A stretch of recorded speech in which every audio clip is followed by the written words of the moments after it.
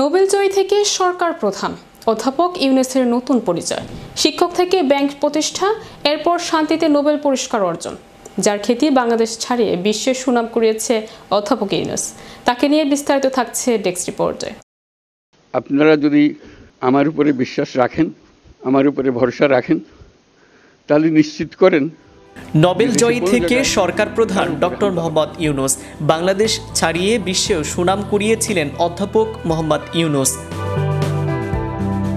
বাংলাদেশ ছাড়িয়ে বিশ্বেও সুনাম কুড়িয়েছিলেন অধ্যাপক ইউনূস, কিন্তু নিজ দেশেই গত ১.৫ দশকেরও বেশি সময় ধরে ছিলেন কোণঠাসা। কর্তৃত্ব হারিয়েছিলেন নিজের প্রতিষ্ঠিত সেই গ্রামীণ ব্যাংকের। নোবেল পুরস্কার অর্জনের মাত্র ৫ মাসের মাথায় রাজনৈতিক দল গঠনের কার্যক্রম করে সবাইকে অবাক করে দিয়েছিলেন অধ্যাপক ইউনূস। ২০০৭ সালে সেনা সমর্থিত তত্ত্বাবধায়ক সরকারের সময় আওয়ামী লীগ সভাপতি শেখ হাসিনা ও বিএনপির চেয়ারপারসন খালেদা জিয়াকে রাজধানী থেকে সরাতে -2 ফর্মুলা বেশ আলোচনায় ছিল। ২০০৮ সালে ২৯ ডিসেম্বরে নির্বাচনের মাধ্যমে শেখ হাসিনার ক্ষমতায় আসেন।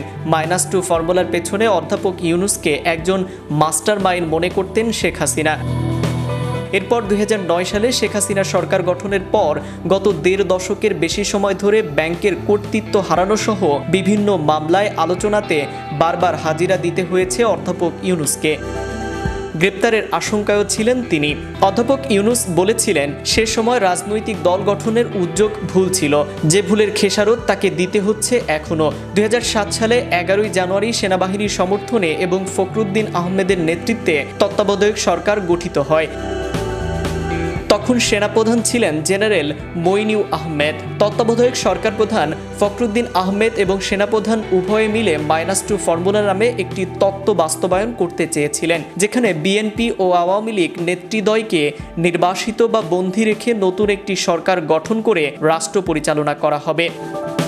সেই সময় অধ্যাপক ইউনূসের নেতৃত্বে একটি দল গঠনের আলোচনাও ছিল জোরালো। তিনি জানান, সে সময়কার সেনাবাহিনী তাকে তত্ত্বাবধায়ক সরকারের প্রধান হবার দায়িত্ব নিতে বলেছিলেন, তবে তিনি তা নাকচ করে দিয়েছিলেন। এমন পরিস্থিতিতে নাগরিক শক্তি নামে একটি দল গঠনের উদ্যোগ নিয়েছিলেন তিনি।